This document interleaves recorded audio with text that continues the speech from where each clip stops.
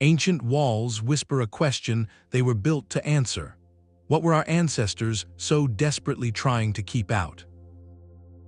This is the core mystery of the multi-layered fortifications, the immense and complex defensive systems found across our prehistoric world. By the end of this exploration, you will see these silent ruins not as piles of stone, but as urgent messages from a past we are only beginning to understand. We will uncover why cultures separated by oceans all built the same elaborate rings of ditches, ramparts, and walls, pointing to a shared, forgotten experience of threat. What kind of danger could have required such a profound and universal response?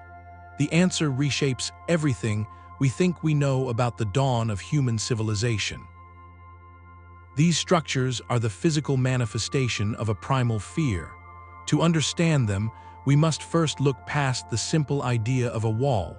A single wall is a statement, a boundary. But what we find scattered across the ancient landscape are not boundaries. They are labyrinths of earth and stone.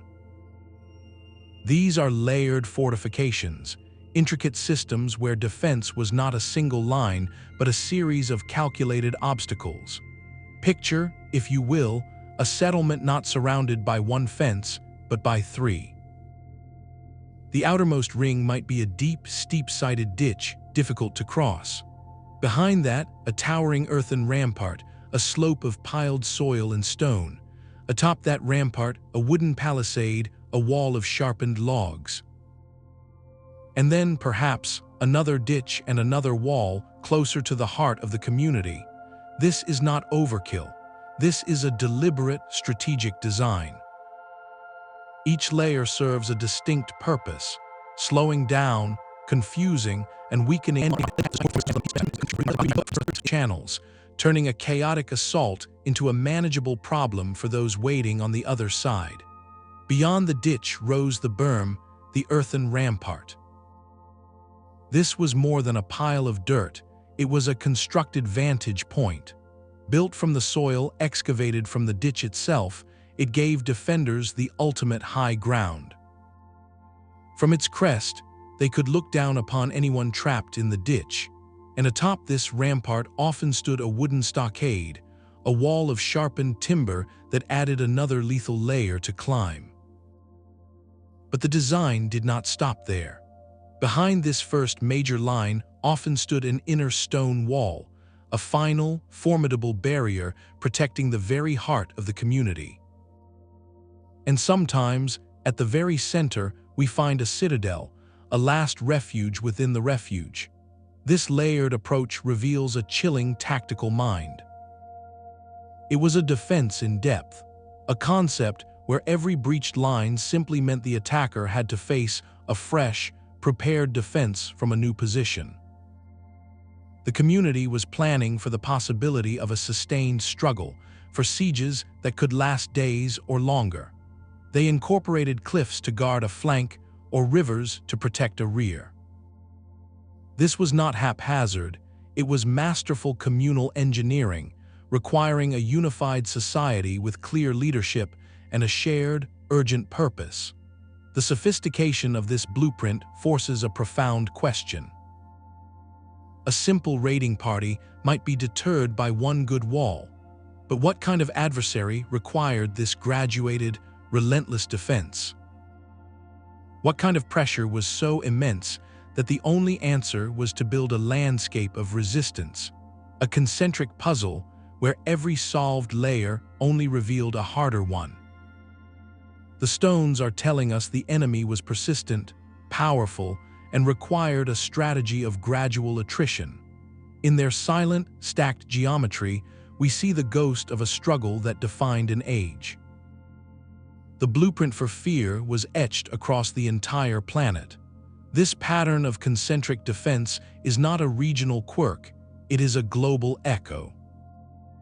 From the rolling green landscapes of Neolithic Britain, where communities built intricate causewayed camps with multiple rings of ditches and banks, to the formidable that crown the highlands of the same principle emerges. Across the Atlantic, the ancient cliff dwellings of the American Southwest, like those at Mesa Verde, tell a similar story in sandstone. These were not just homes built in a dramatic location. They were fortresses deliberately placed in nearly inaccessible alcoves, with single, easily defended entry points and layered terraces that created a vertical maze for any would-be climber. The message was universal, a shared architectural language of caution spoken by cultures who never could have spoken to each other. In the Andes, the site presents a powerful fusion of symbol and structure. Its stone facades are carved with stark, processional figures of warriors, a clear declaration of a martial society. But these carvings are set within a complex of defensive terraces and walls, the art and the architecture together painting a complete picture of a community defined by the need for protection. Far across the Pacific, the traditional Maori sites of New Zealand demonstrate the same sophisticated defensive genius. These were not simple villages. They were ingeniously engineered strongholds, utilizing deep trenches, raised earthworks, and multiple lines of wooden palisades to create a daunting series of obstacles for any attacker. This worldwide distribution is the most compelling clue of all.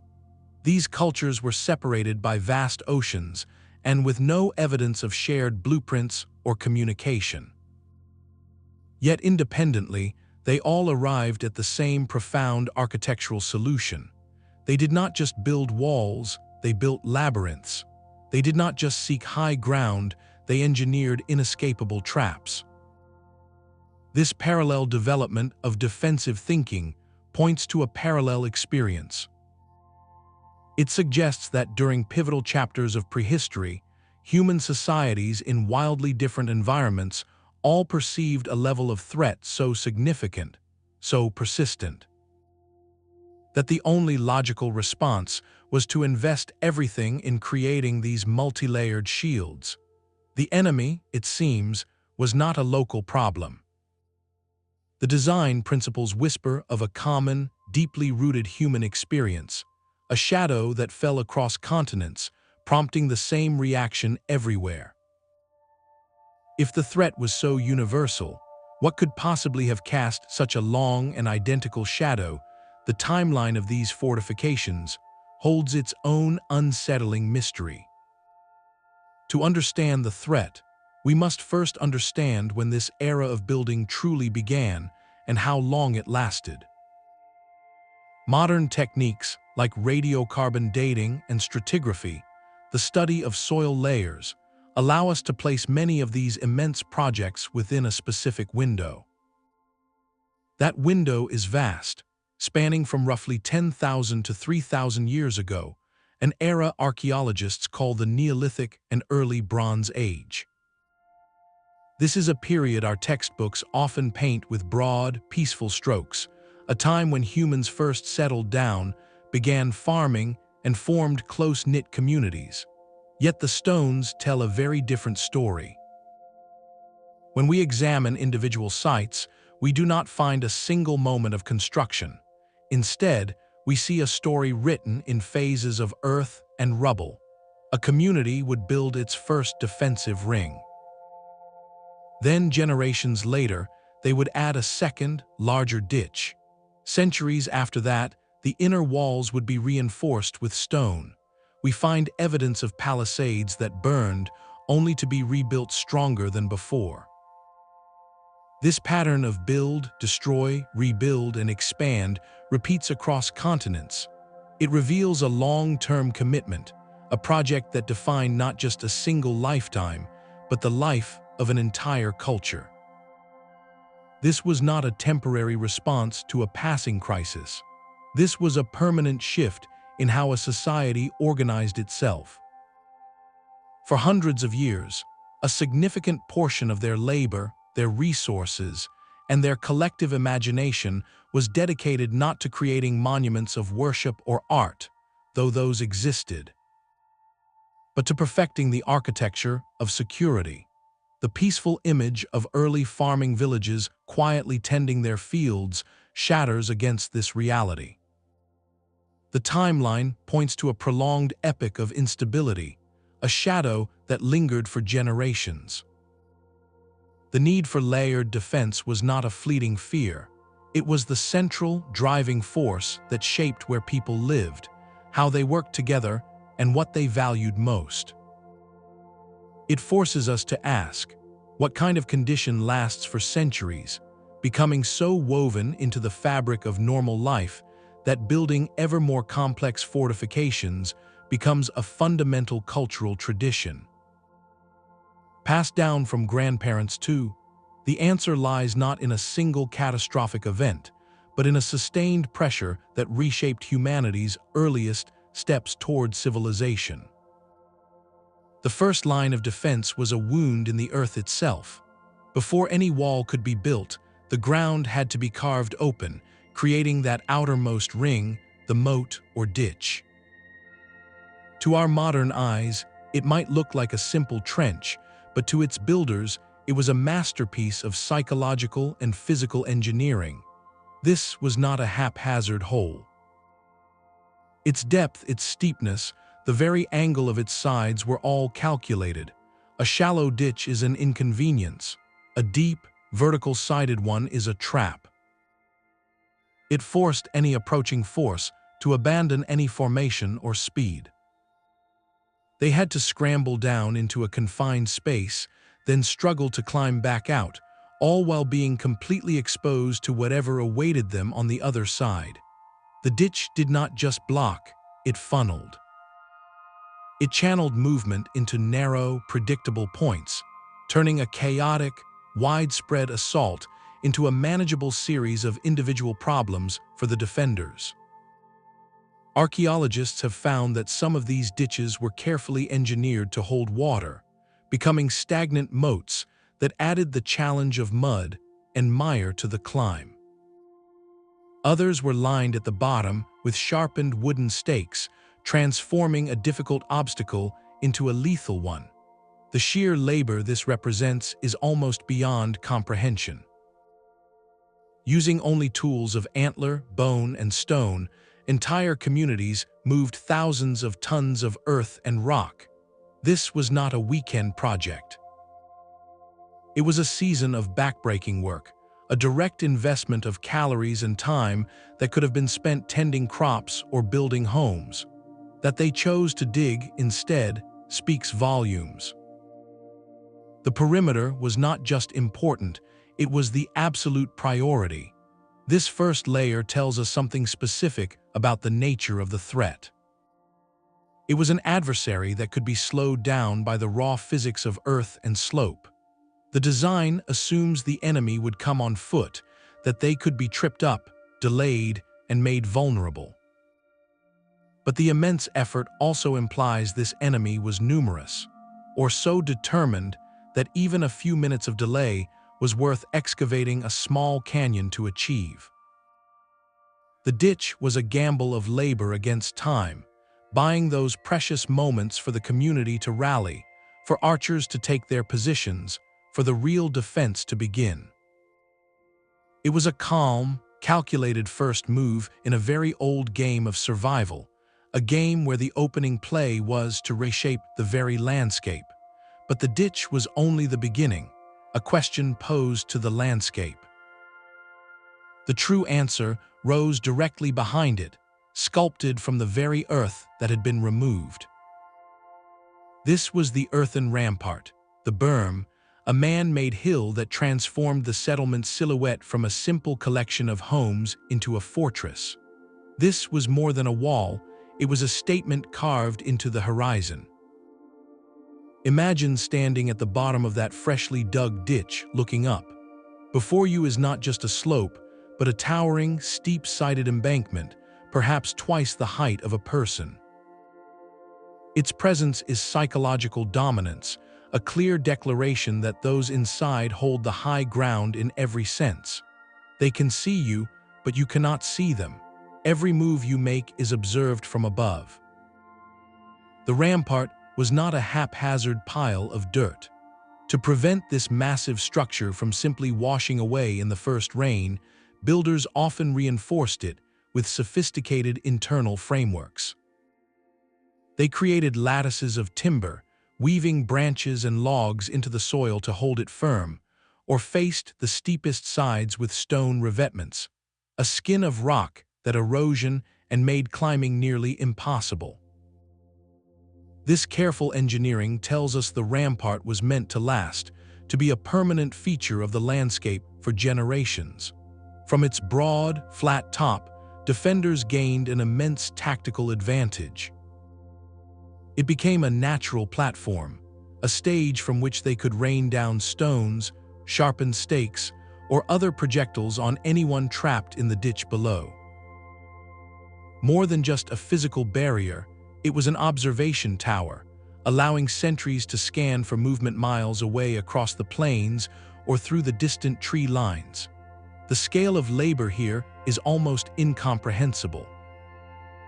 Moving that volume of soil and stone with simple tools represents thousands upon thousands of person-hours, a communal project that would have required every able-bodied member of the society to contribute.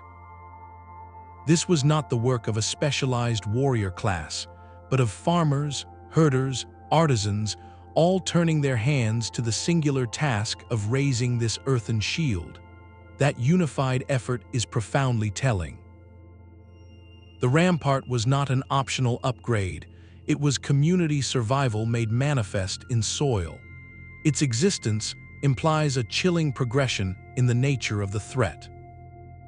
The first ditch could slow an enemy down, could break their momentum, but the rampart speaks to a threat that was expected to overcome that first obstacle.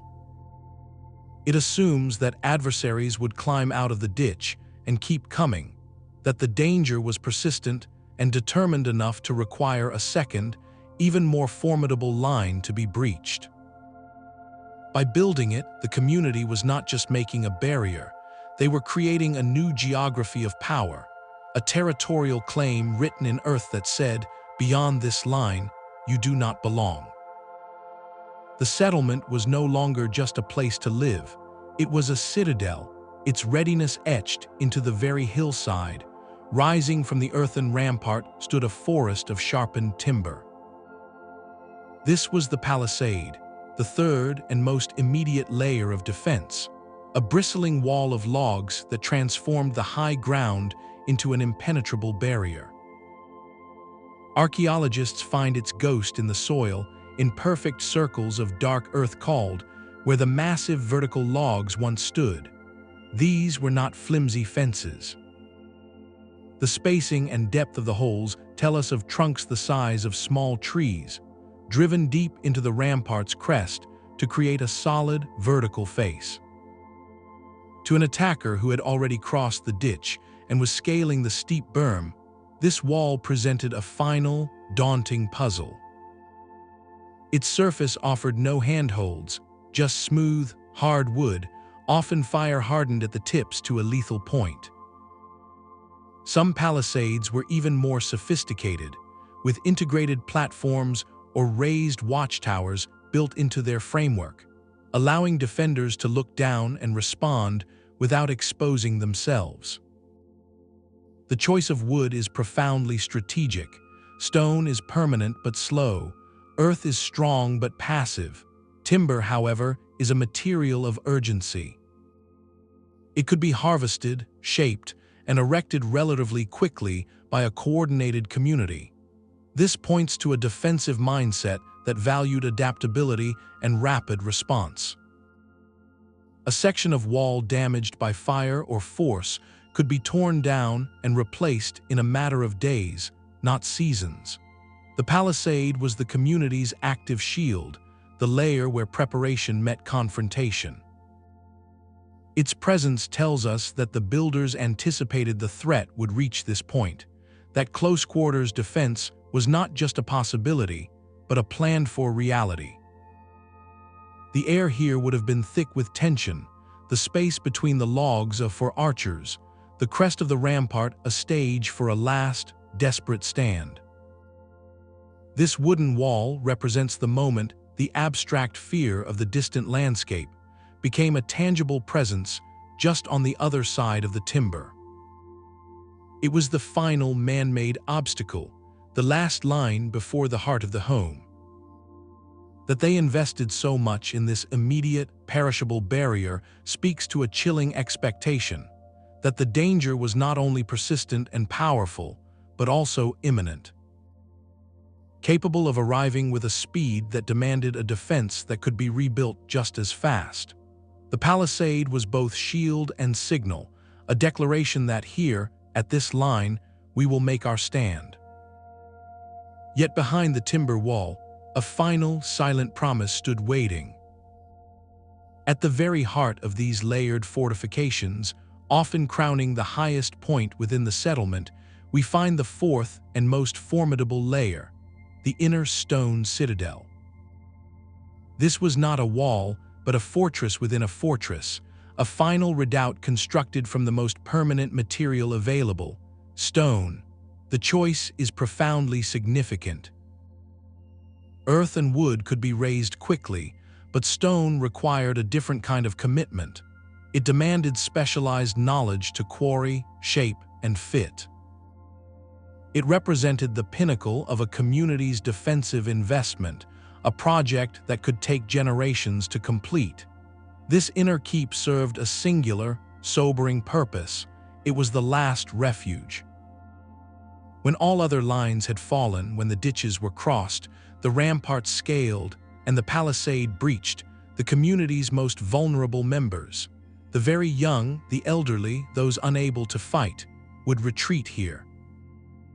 Along with the last reserves of food and water, the citadel was designed as a self-contained stronghold, a place where a final group of defenders could make a last stand from behind its unyielding walls. Its presence changes everything we understand about the builder's mindset. This was not just planning for a raid or a skirmish. This was planning for the worst-case scenario, for a catastrophic breach that would overrun the entire outer settlement. It speaks to a leadership and a people who had accepted a terrifying possibility, the possibility of total loss, and yet were determined to preserve a seed of their community at all costs. The stone was not just for strength, it was for legacy. It was a declaration that even in the face of what they perceived as an existential threat, they would not vanish without a trace. They would leave this enduring core, this final puzzle box of resistance, as their ultimate answer. The engineering here is often the most advanced found at the site, with precisely fitted blocks, narrow, easily defended entrances, and sometimes even its own internal water source. This level of preparation hints at a threat so severe that the community's entire social structure was organized around the principle of layered survival. The Citadel tells us they were not just afraid of being attacked, they were planning for the possibility of being systematically overwhelmed, yet refusing to be erased. In its cold, enduring geometry, we see the ghost of a fear that goes beyond conflict, a shadow of something that demanded not just a barrier, but a last, unbreakable vow to endure. The sheer scale of these fortifications presents a puzzle as deep as the ditches themselves. Who moved these mountains of earth, and why did they agree to do it? We are looking at projects that demanded not just days or months, but generations of sustained effort. To build even one ring of defense required thousands upon thousands of person-hours, a staggering investment of a community's most precious resource, its collective energy. Every hour spent hauling soil for a rampart was an hour not spent tending crops, weaving cloth, crafting tools, or creating art. This redirects the entire flow of a society's life force toward a single, monumental goal: security. Such a profound shift does not happen by accident. It requires either a powerful, centralized authority capable of commanding that labor, or a profound, unanimous consensus among every member of the community. Both possibilities paint a vivid and very different picture of these ancient societies. Were these the projects of tyrannical rulers imposing their will upon a coerced population? The image is one of fear turned inward, where the threat of an external enemy is used to justify immense internal control. The walls would then be monuments to power as much as to protection, built by the hands of the many for the safety of the privileged few.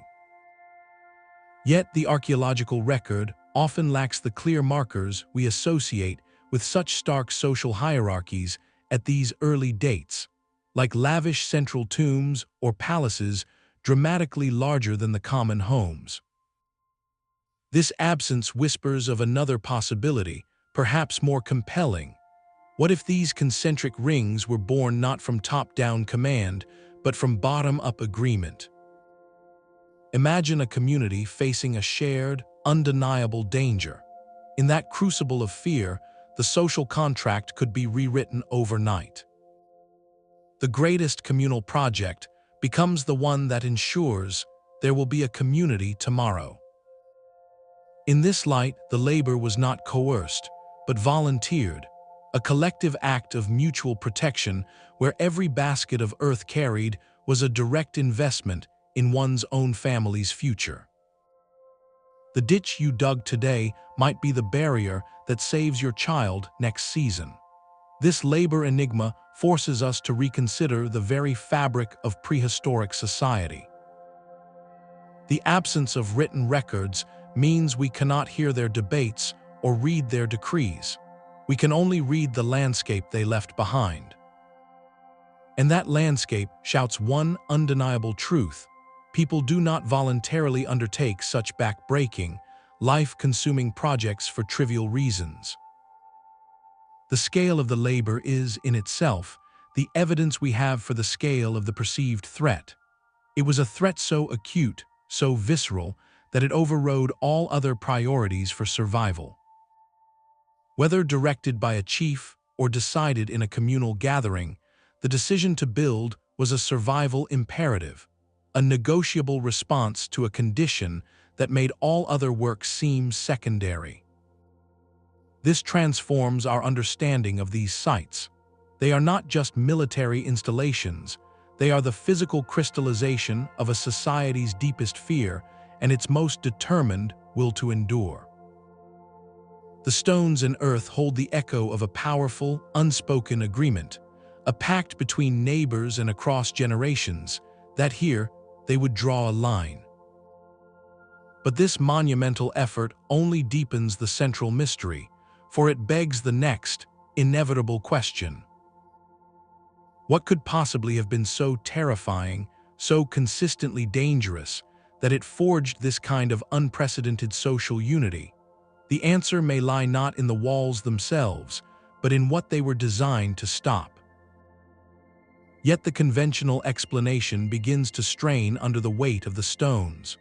For generations, the default answer has been tribal warfare, the simple and tragic story of human conflict. And certainly, competition and violence between groups was a part of that ancient world. But when we hold this theory against the specific, obsessive design of these multi-layered sites, cracks start to appear. Some of the most formidable fortifications are found in landscapes that show little evidence of other human groups living nearby at the same time. Why build a labyrinthine citadel in a region with no visible rival to fear? It is like constructing a vault for a treasure no one seems to be looking for. The geography itself whispers that the perceived danger was not coming from a neighboring valley. Then there is the sheer excess of the defenses themselves. Consider a ditch so deep and steep that a human climber would find it nearly impossible to escape, even unopposed. Or a stone wall of such improbable thickness that it could withstand impacts far greater than any thrown spear or slung stone of the era. This is over-engineering on a monumental scale. It is the architectural equivalent of using a cannon to stop a fly. The design logic seems to anticipate forces of a different magnitude, pressures that were stronger, more relentless, or perhaps behaved in ways that human attackers simply would not. This mismatch between the presumed threat and the actual construction invites a profound and necessary speculation. What if the architects of these silent citadels were not solely, or even primarily, worried about other people? The very excess of their labor points toward a shadow that the standard model of prehistoric conflict cannot fully explain. It pushes us to look beyond the familiar narrative of tribe versus tribe, to consider that the unknown variable in this ancient equation was not human nature alone, but something else in the environment. Something that demanded these extraordinary measures. The stones, in their silent, overwhelming presence, are asking us to think bigger. The earth itself could be an adversary. As the last great ice sheets retreated, the world our ancestors knew was not just changing, it was unraveling. Sea levels rose, swallowing coastlines. Weather patterns grew erratic, with punishing droughts followed by catastrophic floods. In this age of profound instability, the very ground beneath their feet could turn against a community in an instant. Could the multi-layered fortifications, then, have been a desperate dialogue with a volatile climate? This is a compelling and logical theory. A deep, concentric ditch is a brilliant piece of hydrological engineering. It can divert flash floods away from homes, channel precious rainwater into storage basins, or act as a boundary to control erosion on a fragile hillside. The massive earthen ramparts behind it could indeed stabilize a slope, preventing a catastrophic landslide from wiping out the entire settlement. In this light, the labor was not about building a war machine, but about forging a pact with an unpredictable environment. The layers become a form of terraced resilience, each ring managing a different aspect of survival: water here, soil retention there, creating microclimates for gardens. It reframes these sites not as castles under siege, but as lifeboats carefully engineered to keep a community afloat in a sea of ecological change. The narrative feels complete, even comforting. It replaces the shadow of a mysterious enemy with the known challenge of a shifting climate. Yet, the stones themselves begin to whisper contradictions. If the sole purpose was water management or terracing, why the overtly militaristic features? Why design a gateway so narrow that only one person can pass through at a time, a classic defensive choke point? Why build wooden parapets and raised platforms along the inner walls, structures that serve no agricultural purpose but are perfect for lookout posts and repelling climbers? The architecture speaks in two languages at once, one of environmental adaptation and another of deliberate, active defense. This duality may be the most profound clue of all. Perhaps our ancestors did not separate these threats into neat categories as we do. In their world, security was a holistic concept. A violent storm that washed away your crops could be as devastating as a raid, and the two disasters were not unrelated. A period of drought might force desperate neighboring groups into conflict over the last remaining springs. The changing climate did not just reshape the landscape, it reshaped human relationships, intensifying competition and desperation. In this context, the fortifications become a multifaceted shield. The ditch managed the floodwaters, yes, but it also stopped a band of raiders. The rampart held the hillside firm, and it also gave sentries a view of both approaching weather and approaching strangers. The design reflects a worldview where danger was omnipresent and multifarious, emanating from both the sky above and the horizon beyond. They were not building against nature or against people, they were building against collapse in all its possible forms. The walls were a prayer in earth and timber, a declaration that here, against all the chaos of a world in flux, they would create an island of order. This integrated perspective does not simplify the mystery, it deepens it. It suggests the true threat was a synergistic cascade of pressures, environmental shifts that catalyzed social strife, creating a feedback loop of peril. The enemy, then, was not a single thing, but a condition. A condition where the very foundations of survival seemed to be dissolving, demanding a response of equal complexity. And if climate and conflict were intertwined threads in this ancient crisis, it forces us to look for a third thread, one that might have tied them both together in a way that explains the universal. Obsessive scale of the response. What other force, acting across continents, could have amplified both ecological stress and human tension to such a fever pitch? The shadow of a giant still fell across the world our ancestors were trying to build. As the last ice age waned, the great beasts of the Pleistocene did not vanish overnight. For humans had shared the landscape with creatures of immense power and size, from woolly mammoths and mastodons to giant ground sloths and saber-toothed cats. The transition from nomadic hunter to settled farmer did not happen in an empty wilderness, but in a world still echoing with the footsteps of giants. Some of these megafauna species persisted for thousands of years alongside emerging villages, their ancient migratory paths now intersecting with freshly planted fields and penned livestock.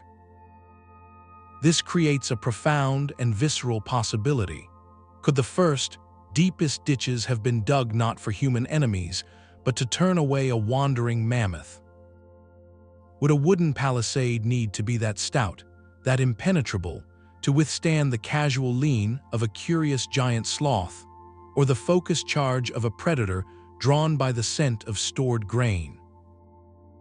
The scale of the defensive architecture suddenly finds a frighteningly proportionate explanation.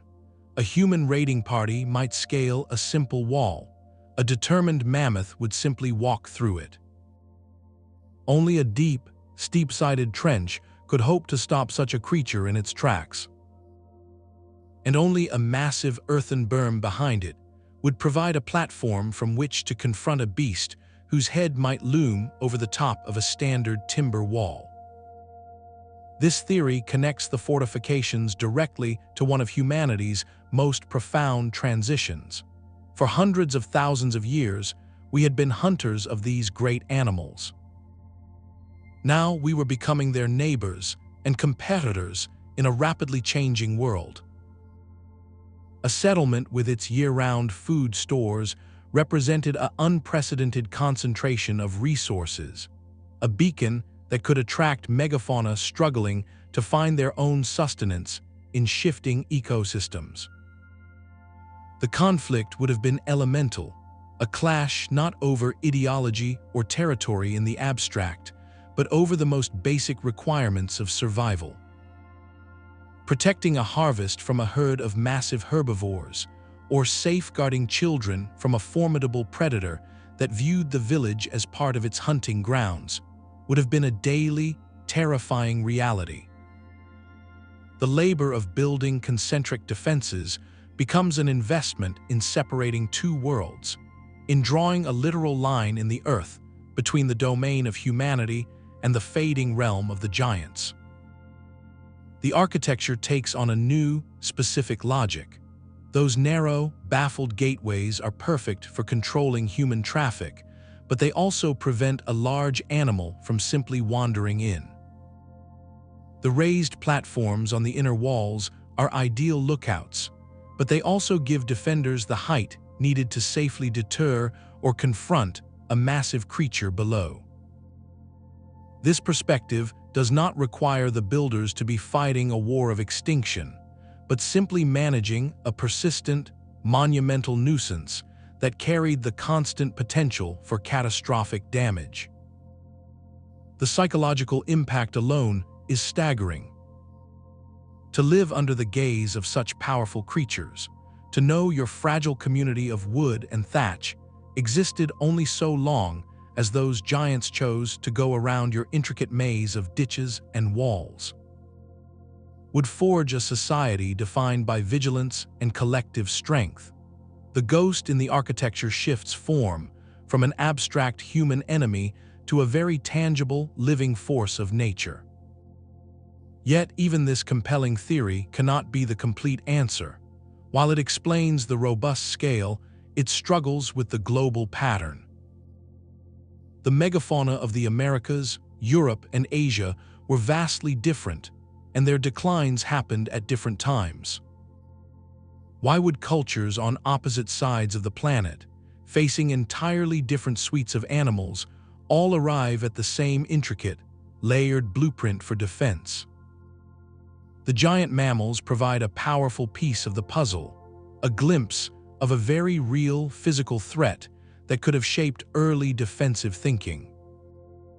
But to explain the echo that resonates from Britain to Peru, we must look for a pressure that was even more universal, a shadow that fell equally on every continent, regardless of the local wildlife.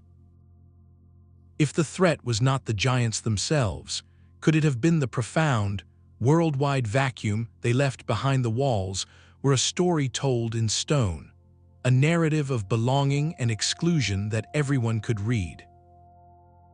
Beyond their undeniable practical use, these fortifications served a deeper, more subtle purpose. They were psychological architecture. To an outsider approaching from the open plain, the sight would have been overwhelming. A settlement was no longer a cluster of homes. It was a terraced mountain of human effort, its multiple rings cutting a stark, imposing line against the sky.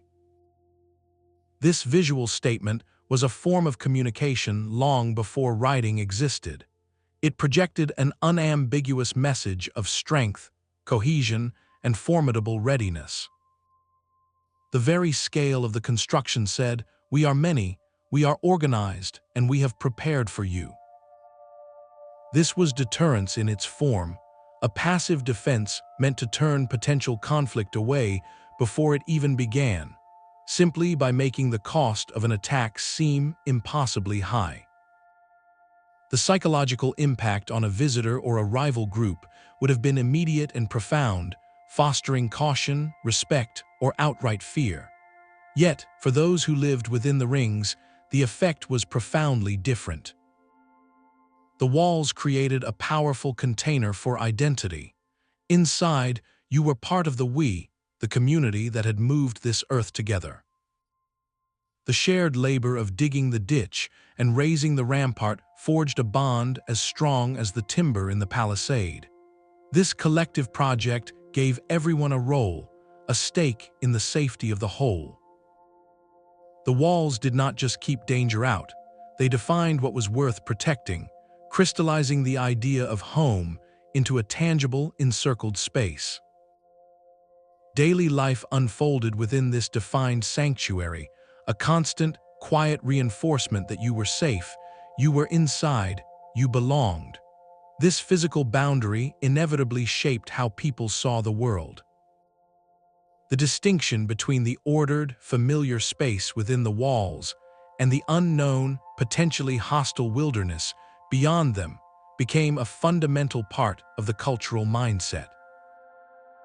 It cultivated what we might call a siege mentality, not necessarily in a state of constant panic, but as a background awareness that safety was conditional and required vigilance. The world was divided into two realms, the civilized interior and the unpredictable exterior.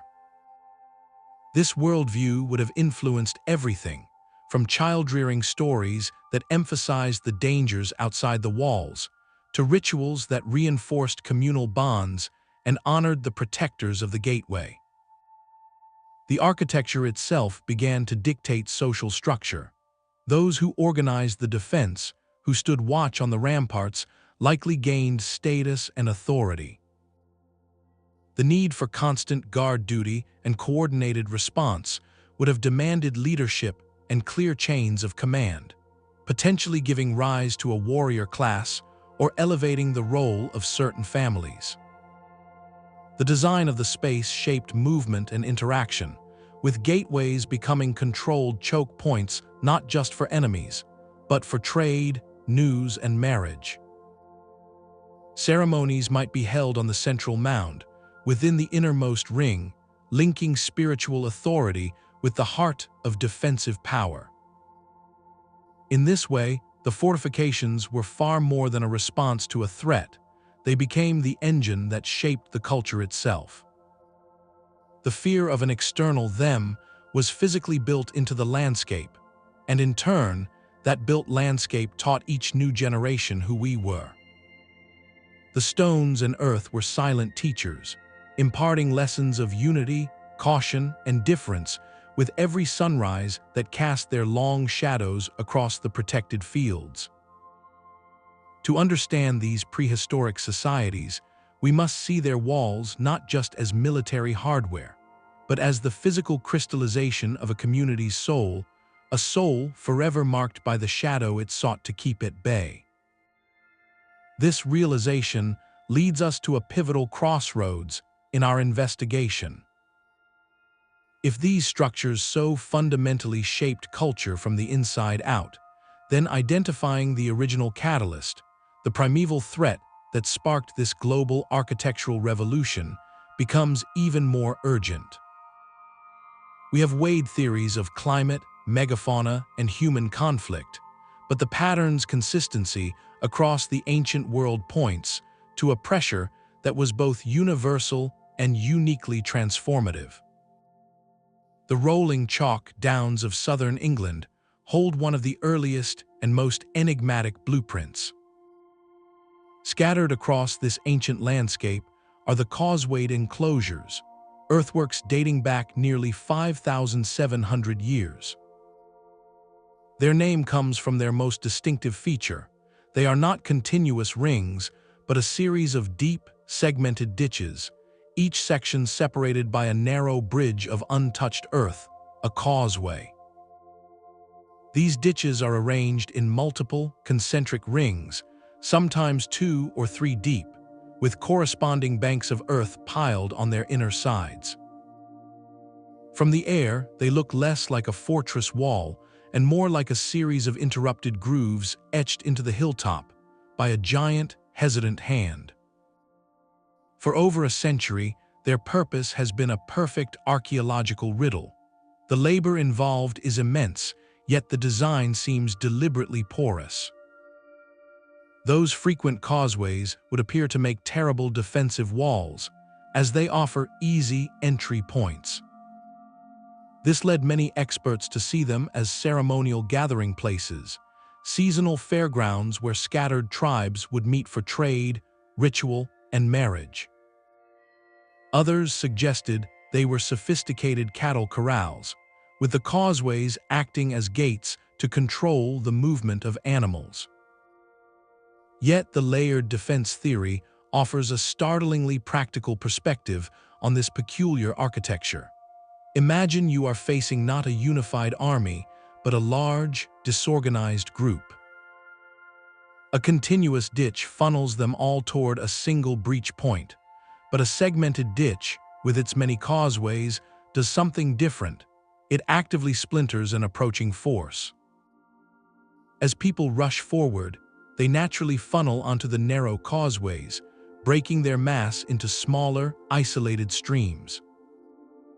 Each group that crosses a causeway then finds itself in a no-man's land between ditch segments, exposed on both sides, before having to cross another causeway to reach the next ring. This turns the enclosure into a tactical maze, a series of channels designed to disrupt cohesion and momentum. It is defense through controlled fragmentation. The choice of hilltop locations reinforces this strategic thinking. These are not convenient places for a market or a corral. Hauling goods and animals up a steep slope is arduous. But for a lookout, a hilltop is everything. It provides a commanding view for miles, the ultimate early warning system. You would see the dust of any approaching group long before they arrived, giving your community precious time to gather inside the earthwork rings. Within those rings, the raised inner banks become stages for defenders who could stand above and confront anyone picking their way through the ditch maze below. The evidence within the ditches themselves adds a darker layer. Archaeologists have found, in some enclosures, carefully placed deposits that look less like trash and more like deliberate, symbolic acts. Animal bones, pottery, and even, in rare instances, human remains have been found in the ditch bottoms. This blending of the practical and the ritual is key.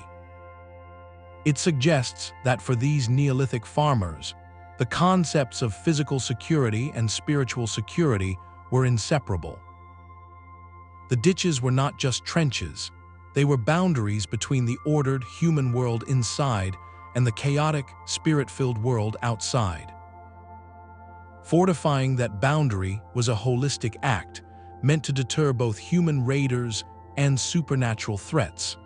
The Causewayed enclosures stand as a breathtakingly early and complex experiment. They represent a moment when a society, taking its first steps into a settled life, grappled with a fundamental new problem: how to protect something permanent.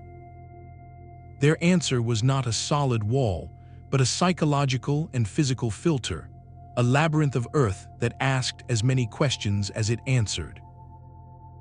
They are a whisper from the very dawn of this defensive tradition, a whisper that says the threat was real enough to move mountains of chalk, but its nature was still being understood. Still being shaped by the very walls built to contain it. Far to the east, on the vast, windswept Eurasian steppe, the defensive blueprint evolved into something stark and formidable. Here, the landscape itself is a lesson in exposure, an endless sea of grass where anything that moves is visible for miles, and where everything that moves must be watched. In this open theater of potential conflict, Bronze Age cultures like the built not just settlements, but impregnable citadels, with the site of standing as a perfect, circular testament to their fears. This was not a causewayed enclosure of interrupted ditches, but a seamless, unified fortress.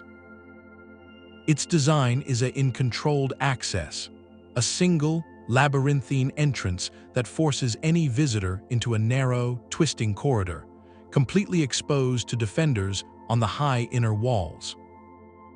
The entire community lived within two concentric rings of towering earthen ramparts and deep outer ditches, a geometric island of order imposed upon the formless plain.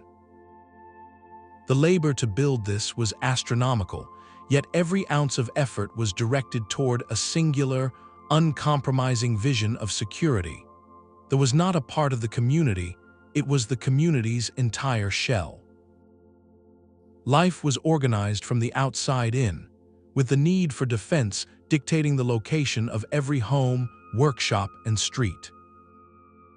This points to a society living under a state of constant, severe pressure, where the possibility of attack was not a seasonal worry, but a permanent condition of existence.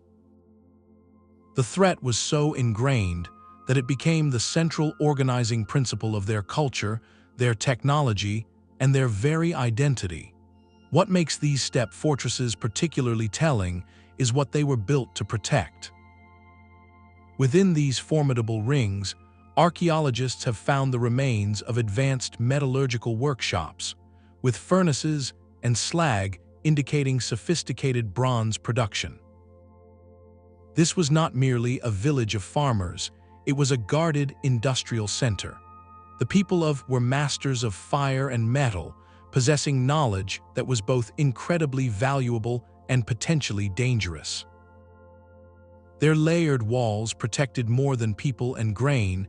They shielded a powerful technological advantage, a source of wealth and weaponry that would have made them a target. This context reframes the multi-layered design. The labyrinthine gate was not just for slowing down raiders, it was for controlling the flow of a precious commodity, the knowledge of metal itself. The high walls kept prying eyes from seeing the secrets of the forge. The constant, watchful posture suggests a world of intense competition, where rival chieftains or nomadic bands would covet both the finished bronze goods and the skilled artisans who could make them. The fortress, therefore, was a response to a dual threat: the immediate danger of armed conflict and the longer-term peril of losing a critical technological edge. It represents a society that had so thoroughly internalized the climate of threat that its greatest innovations, in metallurgy and in architecture, were both direct responses to it. They turned their settlement into a vault and their home into a garrison, a clear signal that on the open steppe, survival meant becoming a hard target, a puzzle of earth and vigilance that no enemy could easily solve. In their circular, inward-focused design, we see a community that had turned its back to the horizon, drawing its strength from within its own meticulously fortified boundaries. The Ancestral found their defense not in the soil, but in the sky. Across the sun-baked canyons of the American Southwest, their answer to the universal need for security was a breathtaking act of vertical engineering. In places like Mesa Verde, entire communities retreated from the open mesa tops into sheer cliff alcoves, transforming the natural architecture of sandstone into a fortress. This was not a series of concentric rings expanding outward, but a layered defense built upward, using the cliff face itself as an impassable outer wall. The approach to these dwellings was a deliberate gauntlet. Access was limited to a few, nearly invisible footpaths winding along narrow ledges, or to long, removable ladders made of wood and fiber. To reach the heart of the community, a visitor or an intruder would have to climb one precarious ladder, only to find themselves on a small platform, then face another ladder to a higher terrace. Each ascent was a choke point, a moment of complete vulnerability where one misstep could mean a long fall. The design was of passive defense, forcing any approach into a slow, single-file procession that could be watched and stopped at any moment by simply pulling up a ladder. Within these alcoves, the layering continued. Storage rooms for precious grain and water were often built in the highest, most difficult-to-reach recesses, safe from any raider who might breach the lower levels. Living quarters were terraced, with the roofs of lower rooms serving as plazas for those above, creating a stacked, interconnected village where defenders could move laterally and vertically to respond to a threat. This vertical strategy served the exact same purpose as the ditches and ramparts of Europe or the stone citadels of the steppe: to slow down, expose, and control any hostile force. The timing of this great migration from the open mesas to the cliffs, around the year 1200, is a critical piece of the puzzle. This period coincides with what scientists call the Great Drought, a prolonged era of severe aridity that gripped the region for decades. As rainfall vanished and crops failed, the stress on society became immense. In such times of scarcity, conflict over dwindling resources would have intensified. The move to the cliffs, therefore, was not a random choice, but a strategic adaptation to a synergistic crisis. The environmental stress of the drought amplified the human tension of competition, creating a feedback loop of peril that made the open, farmable mesa tops untenable. The cliff dwellings represent a profound compromise, trading agricultural convenience for sheer, unassailable security. They show us a culture responding to a clear and present danger by thinking in three dimensions, using the landscape itself as their first and greatest wall. In their silent, sun-drenched alcoves, we see the same ancient calculation played out on a vertical stage. When the world becomes a threatening place, the only logical response is to build a labyrinth, whether across the earth or up the face of a cliff. This vertical retreat marks a poignant turn in the story, a move from expansion to consolidation, from spreading out to pulling in. It raises a final, haunting question that brings us to the edge of the mystery. If cultures everywhere, from the cliffs of Colorado to the hills of Britain, were all driven by similar pressures of climate and conflict to build these elaborate shields, what does that tell us about the true nature of the prehistoric world, and about the shadow that seems to have touched humanity everywhere at once? The gate was not a door, but a trap. In the intricate logic of these ancient fortresses, the entrance was never the weakest point. It was the most deliberately engineered part of the entire system, a puzzle designed to be solved only by those who knew the answer. Builders understood that any threat, whether human or otherwise, would naturally converge on this single opening in the wall. Their genius was to transform this inevitable focus into a catastrophic disadvantage for the attacker. Instead of a wide, welcoming arch, they constructed a long, narrow corridor of stone or timber, flanked on both sides by towering walls. This created a deadly funnel, a channel that forced any approaching force to abandon its numbers and its momentum. A wide, rushing group would be compressed into a thin, vulnerable file, moving slowly into a space where every step was watched from above. This was not just a passageway, it was a killing zone, a stage for a final, concentrated defense. The sophistication of these gatehouses reveals a chilling level of forethought. At sites like the Bronze Age forts of Europe, we find evidence of multiple defensive layers within the gate itself. A heavy timber door might be the first obstacle. Behind it, a second, inner gate could be dropped like a guillotine, a primitive portcullis sealing the passage. Guard chambers were built into the walls on either side of the corridor, small rooms where sentries could wait, unseen, to strike at the flanks of anyone who breached the outer door. Sometimes the passage would take a sharp, 90-degree turn, forcing intruders to navigate a corner while exposed, breaking their line of sight and any forward charge. This architectural complexity speaks volumes about the builders' expectations. They were not preparing for a haphazard raid that might give up after facing a single wall. They were planning for a determined, organized assault, one that would probe for a weakness and then focus all its energy on exploiting it. The gatehouse design assumes the enemy had the patience and the tools to attempt a breach, to perhaps use fire against the wooden gates or levers to pry them open. It assumes a siege mentality on both sides of the wall. By turning the gate into a lethal maze, the defenders were attempting to control the terms of the battle even after their outer perimeter was challenged. Every stone in that narrow corridor was a silent argument against the nature of the threat outside. It argued that the danger was intelligent, that it could identify a point of vulnerability and concentrate its force there. It argued that the threat was persistent, willing to commit to a prolonged and bloody effort to force its way in. And most of all, it argued that the people inside were willing to meet that persistence with a cunning of their own, transforming the very point of entry into the point of greatest peril.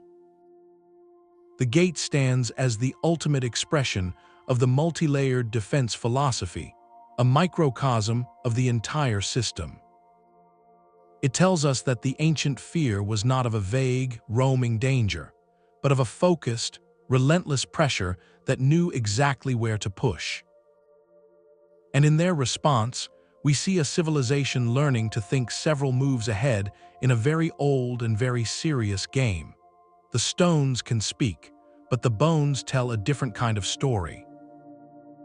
Scattered among the ruins of these ancient strongholds, archaeologists uncover a more visceral layer of evidence, one written not in earthworks, but in human remains and the scars of fire. Within the soil of a collapsed gatehouse, they might find a cluster of flint arrowheads, their tips still pointing toward the interior, as if frozen in flight. In a mass resting place, a careful examination of the remains reveals the stark reality of conflict. A skull fractured by a heavy blow, an arm bone with the distinctive, angled break of a perifracture, an injury sustained while raising an arm to shield the head. These are not the marks of accident or ritual, but of violent confrontation. Layers of charcoal and ash, sandwiched between the floors of a rebuilt settlement, tell a tale of roofs set ablaze, of a community that faced the torch and then, defiantly, rebuilt upon the ashes.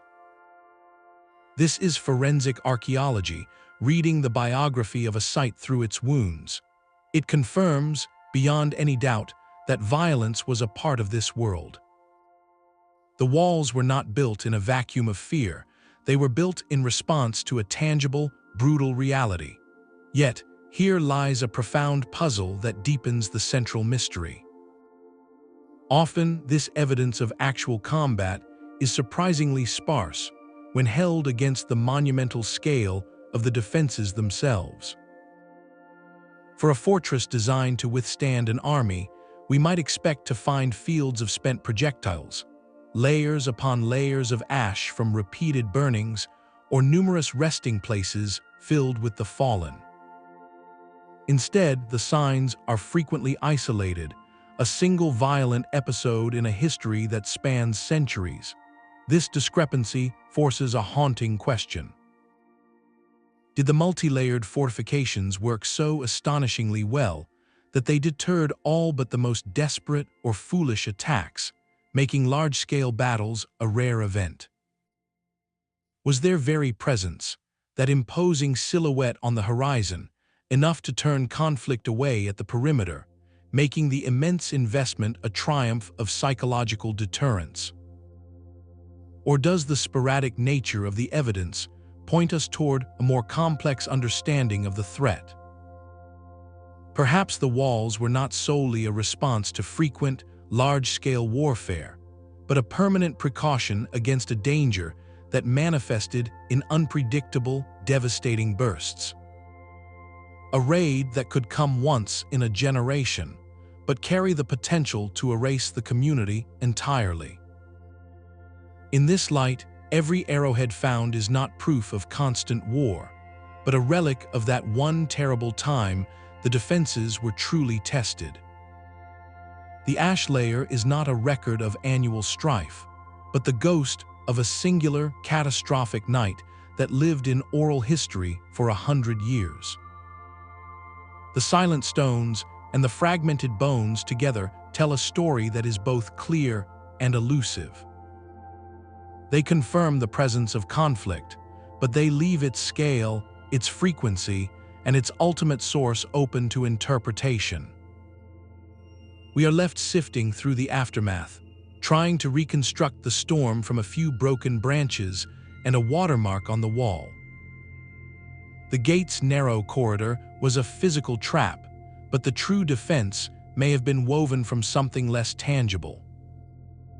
Within the innermost rings of these ancient strongholds, archaeologists often uncover spaces that defy a purely military explanation. Alongside guard posts and storage rooms, we find altars of carefully arranged stone, pits filled with unusual offerings, or resting places set apart within the fortified heart. This persistent intertwining of rampart and ritual reveals a profound dimension to the ancient fear. For these communities, protection was a concept that spanned two worlds. The walls were not just barriers against spears and arrows. They were likely seen as shields against evil spirits, spiritual chaos, or cosmic disorder. The danger was holistic, a threat that could arrive on 2 feet or on an ill wind. Consider the placement of these sacred spaces. They are almost never on the vulnerable outskirts, but deep within the nested layers of defense, often at the geometric center of the entire complex. This positioning speaks volumes. The most precious thing being protected was not just the grain supply or the chieftain's home, but the community's spiritual connection to order and favor. By placing their altars and temples within the innermost citadel, they were making a symbolic statement. Our covenant with the divine is our ultimate refuge, the final core of our identity that must never be breached. The architecture itself becomes a map of their cosmology, with each concentric ring representing a step closer to sacred safety, further from the profane danger of the outer wilderness. Ritual likely animated the very stones of the fortifications.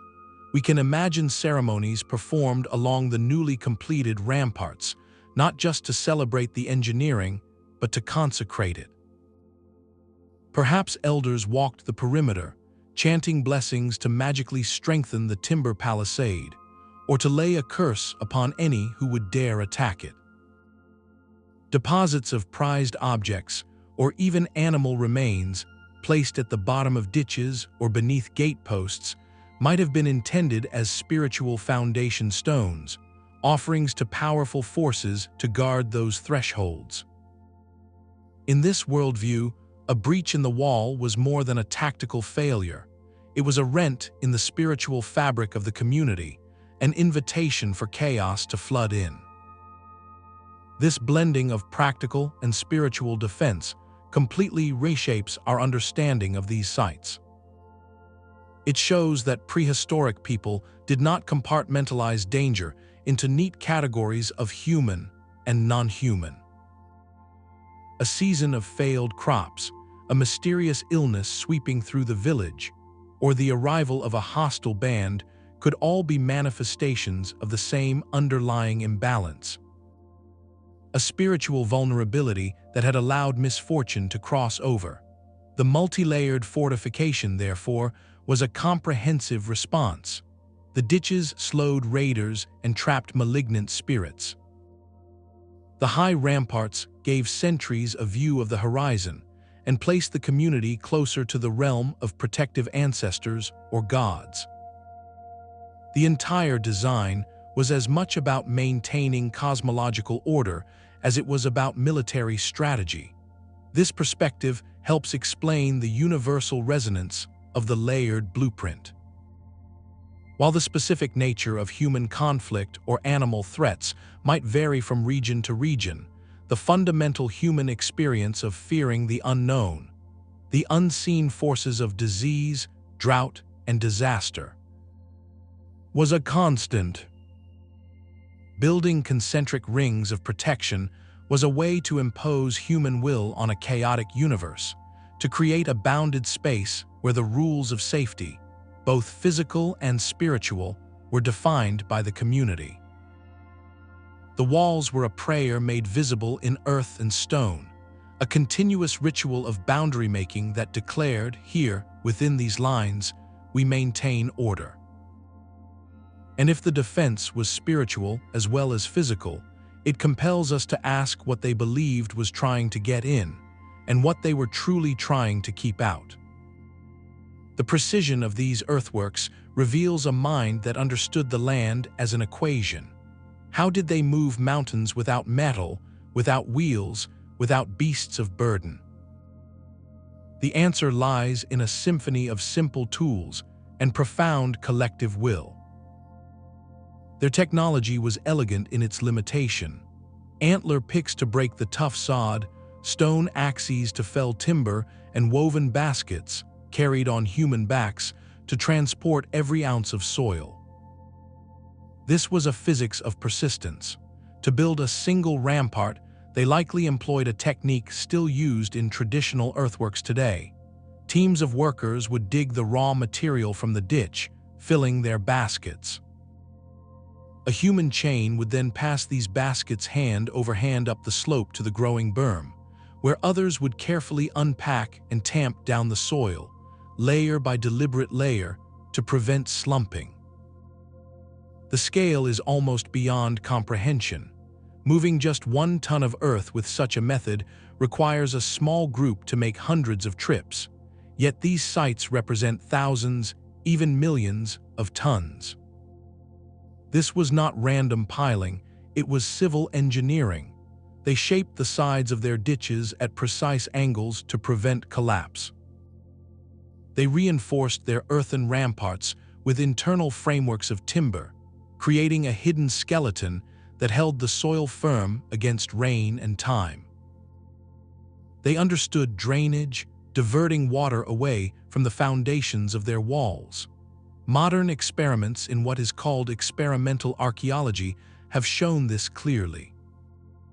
When researchers try to replicate a section of prehistoric rampart using only the tools and methods of the era, they discover it is not a matter of brute force alone. It requires careful planning, division of labor, and a deep, intuitive knowledge of materials. Someone had to direct where the soil went, how steep the slopes could be, and how to integrate wooden revetments or stone facings. This knowledge was a cultural treasure, passed from one generation of builders to the next. The very existence of this sophisticated engineering tradition tells us something vital. Societies do not develop and refine such complex, labor-intensive techniques for trivial projects. This knowledge was honed because the project it served was non-negotiable. The need to build higher, stronger, and smarter was a matter of communal life or death. The ruins we see today, then, are not just fortifications.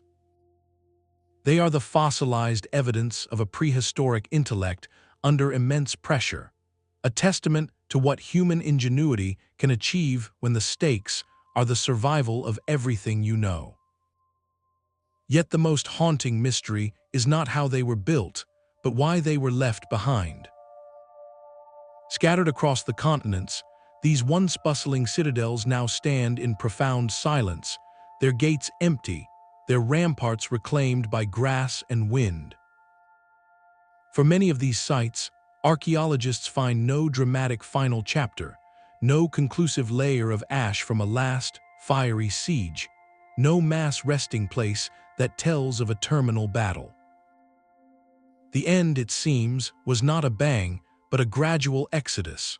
People simply gathered their belongings, walked out through the labyrinthine gateways, and did not return. This quiet abandonment is perhaps the most enigmatic part of the entire story. If the walls were the answer to an existential threat, what happened to the question? One compelling possibility is a story of success. The multi-layered defenses, maintained for generations, may have finally achieved their ultimate goal, deterrence. Perhaps the persistent pressure, whether from rival groups or other dangers, gradually faded. Trade routes stabilized, new social agreements were forged, or the climate shifted into a more favorable pattern. The threat simply dissipated, making the tremendous burden of maintaining these massive fortifications unnecessary. Communities could safely disperse, returning to more open, less labor-intensive settlements in the fertile valleys below. The empty fortress, in this light, is a monument to a hard-won peace. Its silent stones a testament to a danger that was finally outlasted. But there is a darker, equally plausible narrative. What if the strategy itself became unsustainable? The very social contract that built the walls, the unified labor, the shared vigilance, may have frayed over centuries. Internal strife, inequality between those who commanded the walls and those who maintained them, or simply the sheer exhaustion of a perpetual siege mentality could have fractured the community from within. The fortress, designed to protect against external chaos, might have eventually generated its own internal strain, becoming a gilded cage that people chose to leave. Or perhaps the environmental pressures that partly prompted the building became too severe. A long-term drought could have dried up the springs within the walls. Deforestation for palisades and fuel might have stripped the surrounding hillsides, making it impossible to sustain agriculture or herd animals within a safe distance. The very act of fortification could have degraded the local environment to a breaking point, forcing a reluctant exodus. In some cases, the abandonment might signal not victory, but a strategic evolution. The nature of conflict itself may have changed. The rise of mobile, horse-borne warriors on the steppes, for instance, could have made static obsolete, favoring a different kind of defense or diplomacy. Social structures might have evolved towards smaller, more decentralized family units, finding the old communal fortresses too rigid, too reminiscent of a collective past they wished to move beyond. The empty stronghold, then, is a riddle with multiple answers. It could represent the triumph of security, the failure of a system, or simply a change in the human heart. Walking through one of these sites today, you feel the echo of that final choice. The wind whispers through gaps where sentries once stood. Wildflowers bloom on berms where children once played. The open gate no longer guards a treasure, but frames a view of a landscape that eventually called its people home, for reasons we can only piece together from the quiet they left behind. This lingering silence pushes us toward the final, overarching question.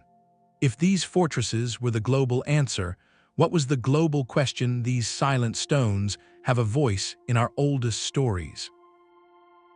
Across the world, the foundational myths of civilizations are not just tales of creation and gods, but often chronicles of fortification, of drawing a line against chaos. The biblical account of Jericho centers on its legendary, impenetrable walls. Greek mythology speaks of the giant one-eyed beings who were master builders of colossal stone walls for the gods. Norse legends tell of the gods themselves constructing massive fortifications around their home, Asgard, to protect against the incursions of giants. These are not mere fantasies. When viewed alongside the global archaeology of layered defenses, they begin to look less like invention and more like cultural memory. A deep-seated echo of a time when the most important human act was not to explore, but to enclose. These stories may preserve, in symbolic form, the collective trauma and triumph of an age defined by the need for walls. The giants and monsters of legend could be mythic representations of the very real, overwhelming threats, whether ecological, animal, or human, that prehistoric communities faced.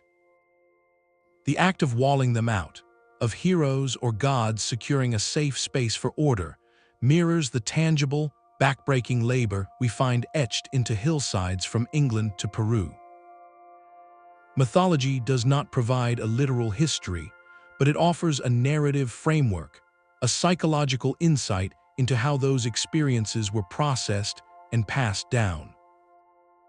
When every culture, independently, tells a story about building barriers against giants, it suggests that the original threat was so monumental, so formative, that it became woven into the very fabric of how a people understood their place in the world.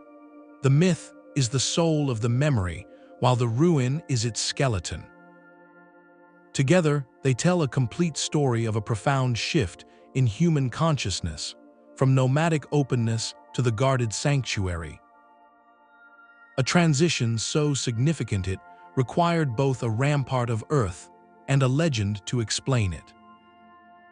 This fusion of story and stone invites us to listen to the old tales with new ears, not as simple fables, but as the enduring echo of the first great human project, the project of safety.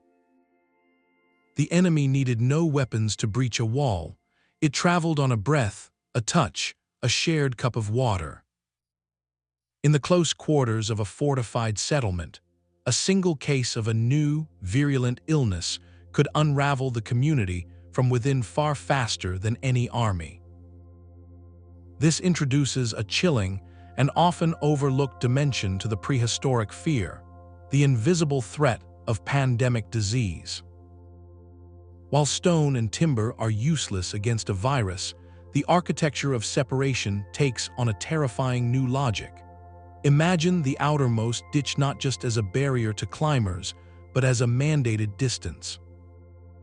Travelers or traders from distant regions, who might carry new pathogens against which the community had no immunity, could be required to wait and be observed in that no man's land before being allowed closer.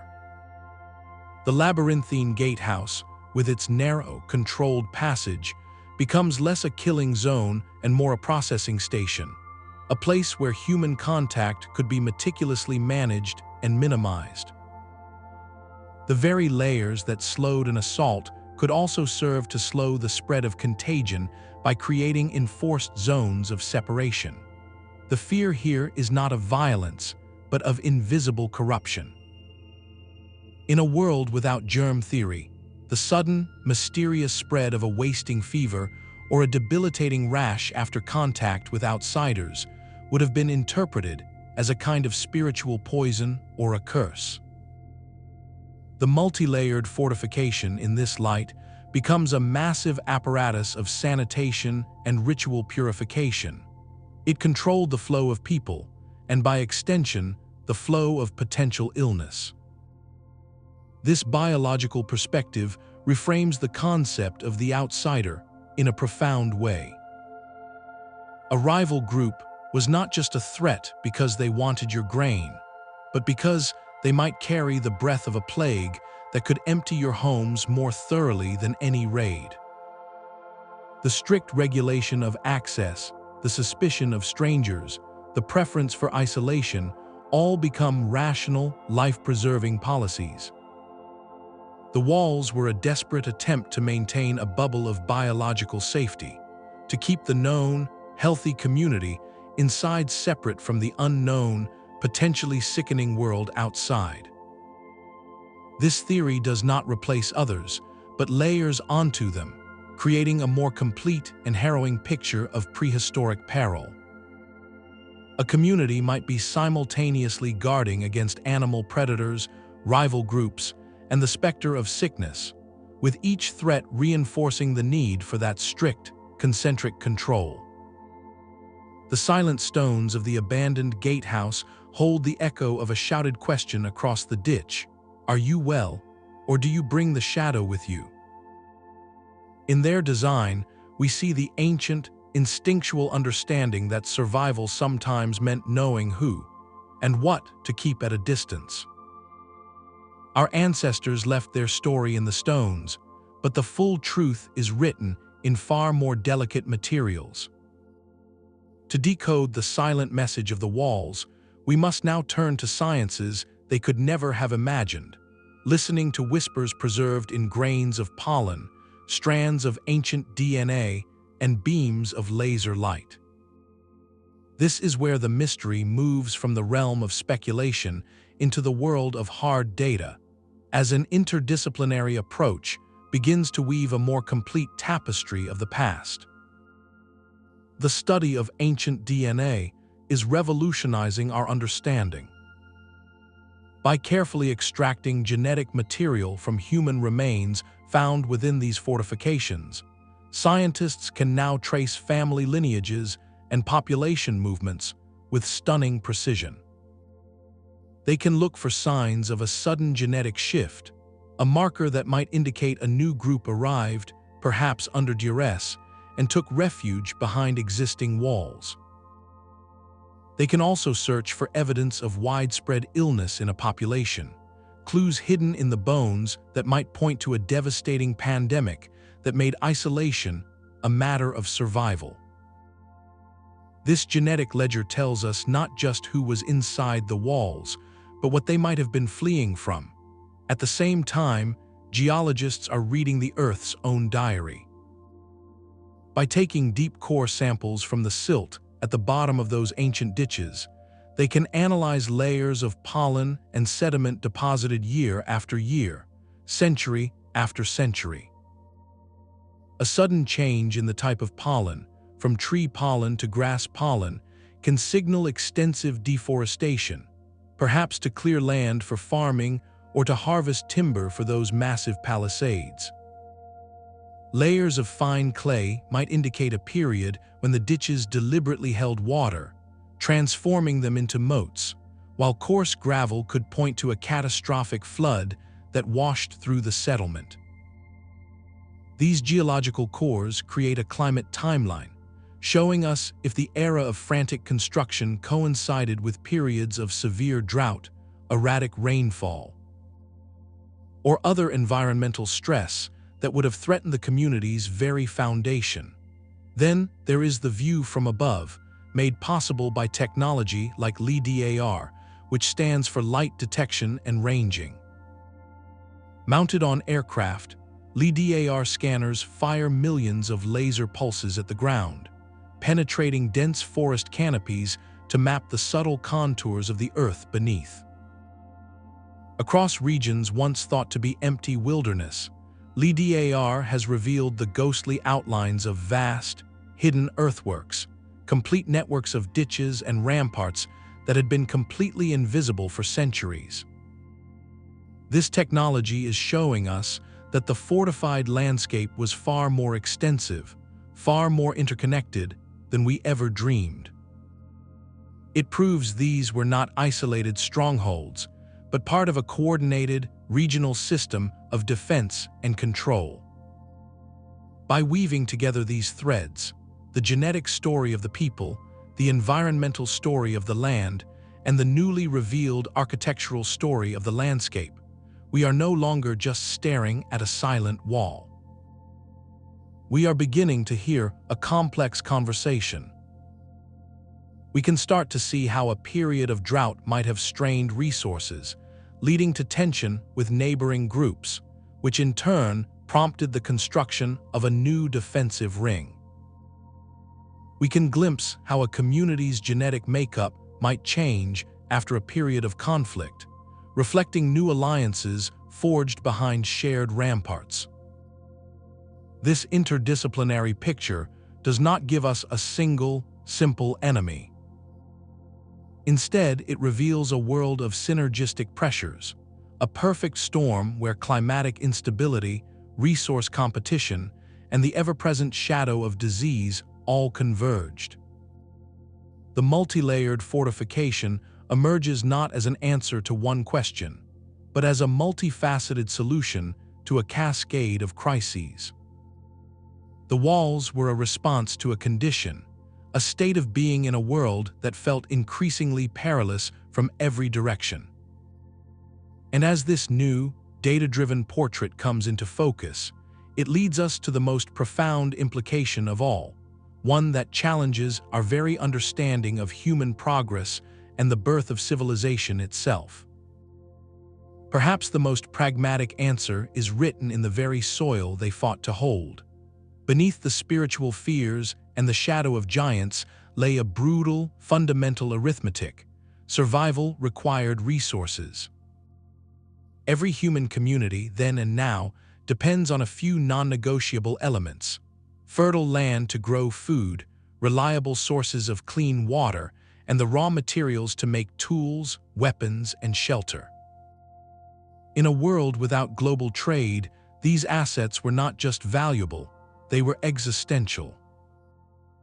A settlement built near the only reliable spring for miles, or atop a rich vein of flint for making razor-sharp blades, held a prize that others would covet. The multi-layered fortification in this light becomes less a mysterious citadel and more a secured warehouse, a vault built around the community's most critical capital. Its immense scale directly reflects the value of what was inside. You do not build a labyrinth to protect a barren hill. You build it to protect a well, a quarry, or a field that feeds 100 families through the winter. Consider the strategic placement of so many of these sites. They crown hills that overlook river valleys, the most fertile land for miles. They cluster around rare outcroppings of obsidian, a volcanic glass prized for its sharpness. Later, as metalworking emerged, they enclosed the smoke and fire of furnaces, guarding the secret alchemy that turned rock into bronze. The fortification is a territorial claim made permanent in earth and timber. It says, "This water, this flint, this metal is ours." The labor of building it is the receipt for that claim, proof of investment and intent. To any rival group surveying the landscape, the message was unambiguous. Taking this resource would not be a simple raid. It would require a sustained campaign against a prepared and deeply motivated enemy. The walls raised the cost of conflict to a potentially unbearable height, making cooperation or seeking resources elsewhere the wiser path. This resource war hypothesis aligns perfectly with observable human behavior. Competition for essentials is a constant thread in our history, yet it still leaves a pivotal question unanswered. If resource competition is always a factor, why did certain periods see such a dramatic, widespread escalation in defensive architecture? Why in some centuries did communities from disparate regions all suddenly feel the need to move from simple fences to these monumental, concentric strongholds? The answer points not to constant competition, but to a crisis point. Something must have intensified the pressure, turning steady rivalry into a desperate arms race. This trigger could have been environmental, a prolonged drought that made every water source a lifeline, or a volcanic eruption that blanketed fertile regions in ash, creating instant scarcity. It could have been technological. The discovery of bronze smelting, for instance, created a sudden, immense demand for tin and copper ores, turning previously ignored hillsides into strategic treasures worth killing and dying for. Or it could have been demographic, a growing population pressing against the limits of the land, forcing groups into closer, more friction-filled proximity. The fortifications, therefore, are not just monuments to conflict, but fossilized indicators of a system under extreme stress. They mark moments when the normal background competition over resources tipped into a state of heightened tension and preemptive defense. The community was not just building a wall, it was making a calculation about the future. They were anticipating that the pressure would only increase, that neighbors would become more desperate, and that their claim on the valley or the spring would need to be defended not just today, but for generations to come. In their layered ramparts, we see the physical manifestation of a society preparing for a long, hard contest over the fundamental ingredients of life. It is a strategy of holding on, of digging in, of declaring that this particular piece of earth, with all it provides, is the hill they are prepared to defend to the very end. This pragmatic struggle for water, flint, and metal brings the ghost of the enemy into sharper, more human focus, yet it also connects to every other layer of the mystery. From climate shifts to spiritual dread. For when the rain fails and the springs run dry, the threat is no longer an abstract spirit. It is the armed and hungry stranger from the next valley. and the only logical response is to build a maze between them and all you have left. The very walls built from fear may have laid the foundation for civilization itself. This idea turns our understanding of progress on its head. We often think of innovation as born from curiosity or abundance, from the peaceful pursuit of knowledge. But history suggests a different, more urgent catalyst. When survival is on the line, necessity does not just mother invention, it commands it. The immense, non-negotiable project of the multi-layered fortification demanded solutions to problems no one had faced on such a scale before. To move a mountain of earth, you need more than strong backs. You need a system. The need to coordinate hundreds of people, to feed them, to assign tasks, and to sustain the effort over years would have required a new kind of social organization. Out of this necessity, the first clear hierarchies may have emerged. Someone had to plan the ditch's path. Someone had to allocate labor. Someone had to settle disputes and enforce decisions for the common good. The person who could do this effectively gained authority, respect, and likely power. This could have been the seed from which social stratification grew, creating distinctions between leaders, skilled engineers, and laborers. The project itself forged a new social contract, one based on collective defense, but it also created new structures of command and control that would define societies for to come. The engineering challenges were relentless, and they pushed tool-making into new territory. Shaping thousands of wooden stakes for a palisade is tedious work with a simple stone axe. But what if you could fashion a heavier, sharper axe head, one that could fell a tree in half the time? The need for efficiency under pressure would have driven such innovations. Moving soil in baskets is slow. Could a team devise a sled or a primitive drag to move larger loads? The physics of building a stable, steep-sided rampart required an intuitive understanding of angles and compaction. Failed experiments, where a section of wall slumped after a rain, taught hard lessons that led to better techniques, like internal timber lattices or stone revetments. This was applied science in its most vital form. Every splintered tool and collapsed earthwork was a lesson, and each lesson refined the community's technological toolkit. The fortification was not just a product of their knowledge. It was the classroom where that knowledge was earned, through trial, error, and the pressing need to get it right before the next threat appeared on the horizon. Vigilance itself became a skill, honed to a fine edge. The constant state of alert required by life within the walls refined abilities that were once used for hunting. Tracking game across a forest teaches you to read subtle signs in the environment. Applied to defense, that same skill meant spotting the distant movement of a group on the plain, or noticing disturbed earth that might signal a hidden approach. The patience of a hunter waiting for prey translated into the endurance of a sentry on a long, cold watch. Combat skills, too, would have evolved from sporadic conflict into disciplined practice. Defending a narrow gateway is different from an open-field skirmish. It requires coordination, specific weapons for close quarters, and drills so that everyone knows their role when the alarm sounds. This institutionalization of defense likely created the first dedicated protectors, individuals whose primary role was martial skill, paving the way for the concept of a warrior class.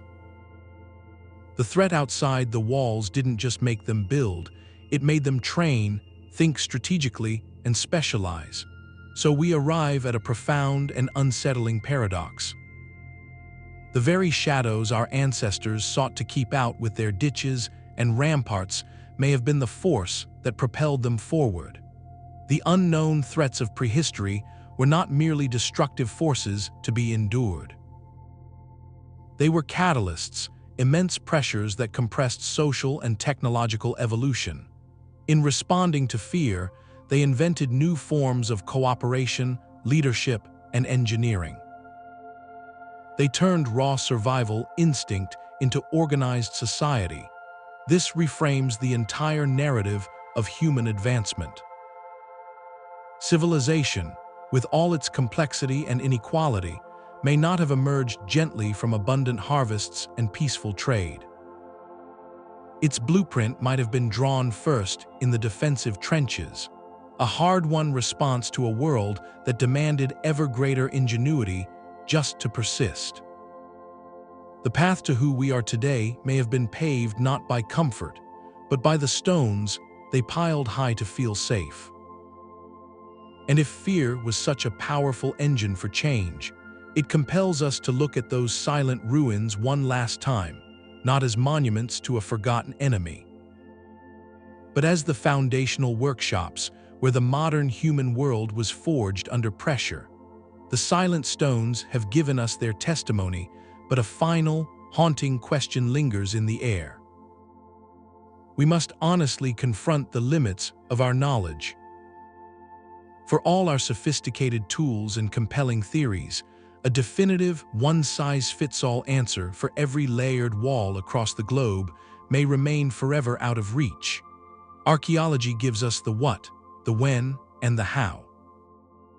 But the ultimate why, the specific catalyst that ignited such profound fear in a specific community, can dissolve into shadows just beyond the light of our evidence. This gap between the solidity of a rampart and the elusiveness of its motive is not an empty space. It is where responsible, thoughtful speculation finds its purpose. We have built strong cases for climate stress, resource wars, and social conflict. Yet, we must ask, could there have been threats that left no physical trace in the archaeological record we can uncover today? Consider a belief system so potent, a spiritual dread so visceral, that it compelled a society to build against a perceived cosmic disorder.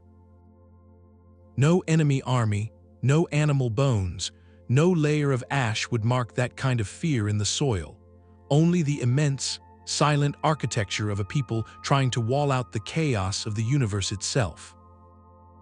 Or ponder a social rupture, a bitter factional split, or a traumatic memory of betrayal that turned neighbor against neighbor, making every outsider a permanent suspect. The psychological scars of such an event might fade from the bone, but they could harden into a cultural tradition of fortification passed down for generations. This acknowledgement of the unknown is not a failure of science, but an essential part of it. It is an invitation to keep questioning, to remain humble before the depth of the human past. The enduring mystery of the multi-layered fortifications does more than puzzle us. It teaches a profound lesson about history itself, especially the vast stretches of prehistory. This story is not a completed puzzle waiting on a shelf. It is an ongoing, living conversation with the past. Each new technological breakthrough, from LiDAR scanning ancient forests to decoding fragments of old DNA, is not just providing an answer. It is raising new and even more fascinating questions about the resilience, the ingenuity, and the shared anxieties of the human experience. These concentric rings in the earth are a permanent question mark, an echo from our ancestors that asks us, across the centuries, what would you build to feel safe? And in our continued search for their reasons, we may just learn something fundamental about our own. The principles of those ancient ditches are etched into the security manuals of today. Military strategists call it defense in depth, a layered approach where a single breach does not mean total failure. It is the same logic that governs a modern airport, where security is not one checkpoint but a series of them, from the curb to the jet bridge, each designed to filter out a different level of risk.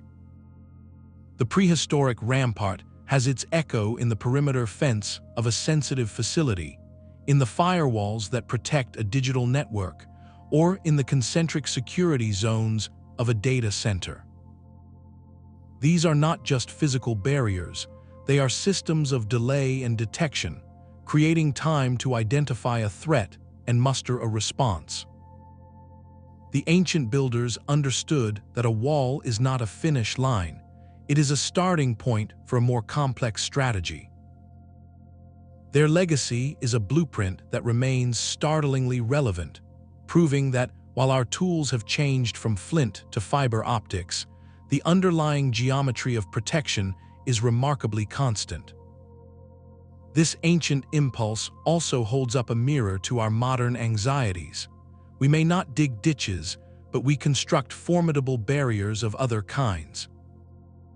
We build digital walls around our personal data, algorithmic filters to control the information that reaches us, and ideological ramparts to defend our worldviews. The drive is the same, a desire to create a controlled, safe interior space separate from a perceived chaotic or dangerous exterior. Our gated communities, our encrypted communications, even our carefully curated social media feeds are all expressions of that same primal need for a sanctuary.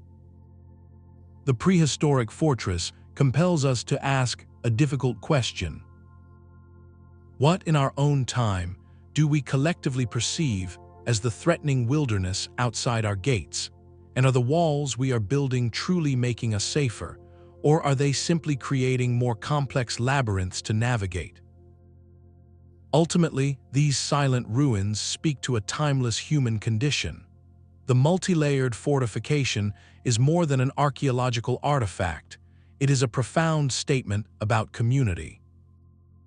It represents the moment a group of people decided that their survival depended not on individual strength, but on collective will. The very act of building such a monumental project required a shared story, a common agreement about what was worth protecting and what must be kept out. This forged an identity stronger than any single timber in the Palisade. In their fear, they discovered a powerful source of unity. That need for safety and belonging in the face of uncertainty is a thread that runs unbroken from those ancient hilltops to our own networked lives. We still seek communities, both physical and digital, where we feel protected and understood. Understanding this deep-seated impulse grants us a valuable perspective. It reminds us that our modern debates about security, privacy, and community are not new inventions. They are the latest chapter in a very old story. The nature of the threat evolves, from wild animals and rival clans to cyber attacks and ideological conflicts, but the fundamental human responses, to circle the wagons, to define an us and a them. To invest immense effort in creating a sense of safety, echo across the. By studying why our ancestors built their labyrinths, we gain insight into the architecture of our own fears and the foundations of our own societies. Their stones ask us to consider not just what we are afraid of, but what we are willing to build together, and what kind of world we create inside the walls we choose to raise. The allure of a lost, superior civilization is a powerful story. It is tempting to look at these immense earthworks and conclude that ordinary people, with simple tools, could never have built them. This has led to enduring myths, from tales of a race of giants who moved the stones, to speculations about visitors from other worlds providing advanced knowledge. These stories are captivating, but they do a profound disservice to the truth. When we attribute these structures to mythical beings or extraterrestrial engineers, we inadvertently erase the real, staggering achievement of our ancestors. We are saying, in effect, that prehistoric humans were incapable of such genius, that their story is not remarkable enough on its own. archaeology tells a different and far more inspiring tale. Every excavation, every soil core, every tool fragment found in a construction layer points to human hands. We find the antler picks used to break the ground, the stone mauls for driving posts, the pottery shards from meals eaten by the workers. We see from the Palisades, the layered fill of the ramparts built basket by basket. This is not the signature of a mysterious, vanished race. It is the unmistakable fingerprint of a community working with profound patience over generations. The timeline itself debunks the idea of a single, miraculous construction event. These sites show phases of building, expansion, and repair, a project that spans centuries, adapting to new threats and incorporating lessons learned from failures. This was not a gift from the stars, it was a hard-won inheritance, passed down and improved upon by each successive generation. The motivations, too, are firmly rooted in the earthly realities we have explored. The need to protect a vital water source, to secure a harvest from both animal and human raiders, to create a defensible space in a time of climatic stress. These are all deeply human concerns. They require no aliens to explain. Attributing these structures to outside forces strips them of their true meaning. It turns a testament to human resilience, cooperation, and ingenuity into a passive relic of someone else's power. The real wonder is not that some unknown being built these walls, but that known beings, people just like us, organized their entire society around the task. They solved immense engineering problems with observation, trial, and error. They forged social contracts and chains of command to see the work through. Their achievement is not diminished by being human, it is by it. By letting go of the sensational myths, we can finally see the stones for what they are. A record of ordinary people accomplishing extraordinary things under extraordinary pressure.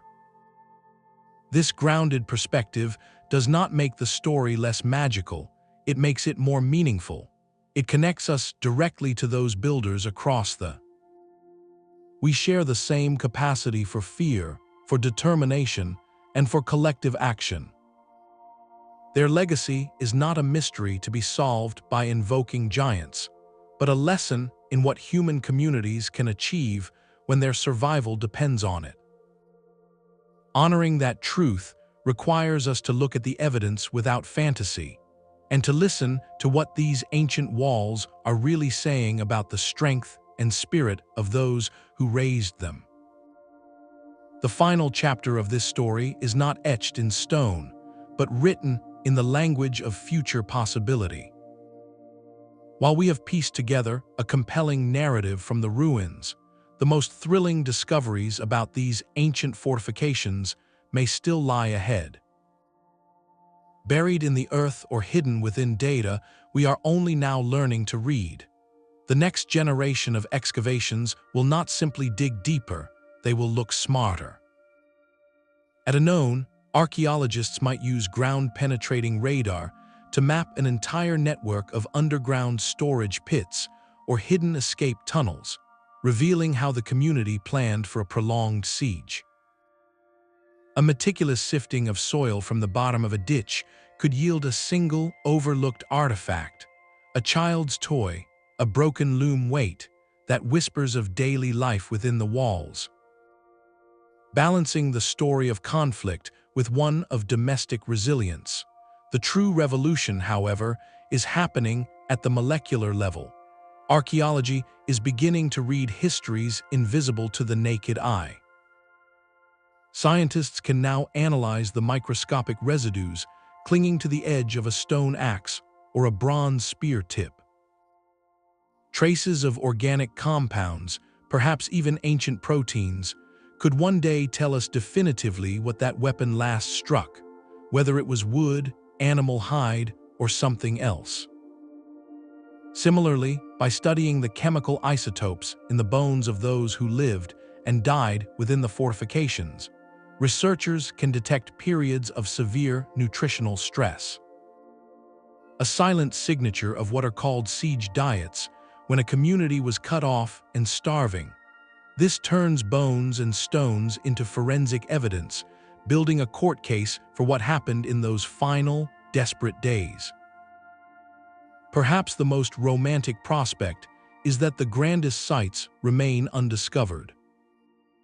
Our planet still holds vast, remote landscapes, dense rainforests, arid deserts, frozen tundra, where the footprints of a lost fortress might lie perfectly preserved, unseen for. A satellite, scanning with infrared or radar, might detect the geometric ghost of concentric earthworks beneath a canopy of trees in the Amazon or the Congo. A farmer's plow in a distant region could strike a buried line of stones, unearthing a completely unknown chapter of prehistoric engineering. Urban archaeology, too, constantly surprises us.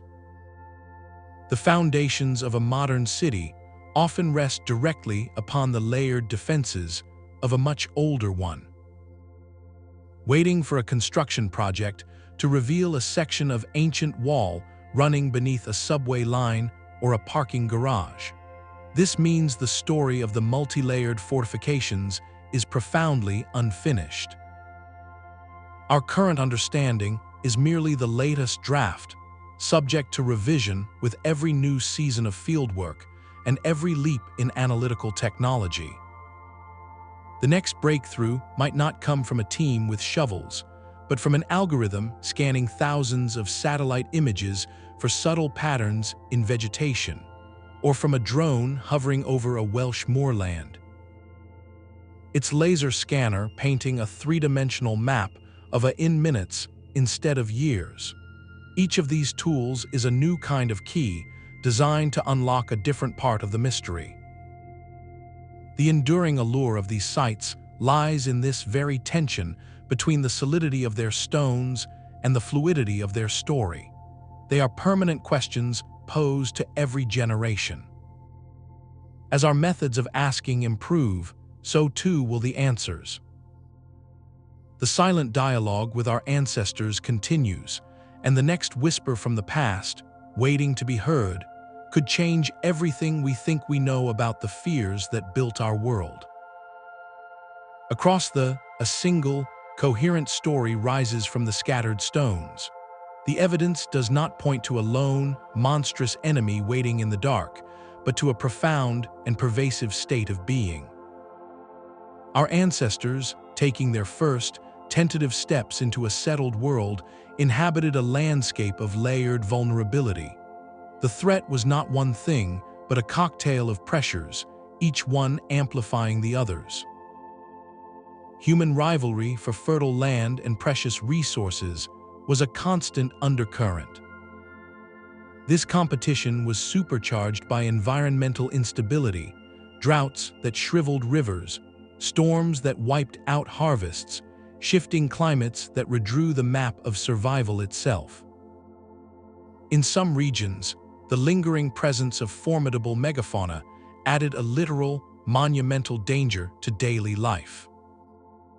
And through it all, the invisible specter of novel illnesses could have traveled along newly established trade routes, making outsiders carriers of an unseen peril. The multi-layered fortification was the ingenious, all-purpose response to this multifaceted crisis.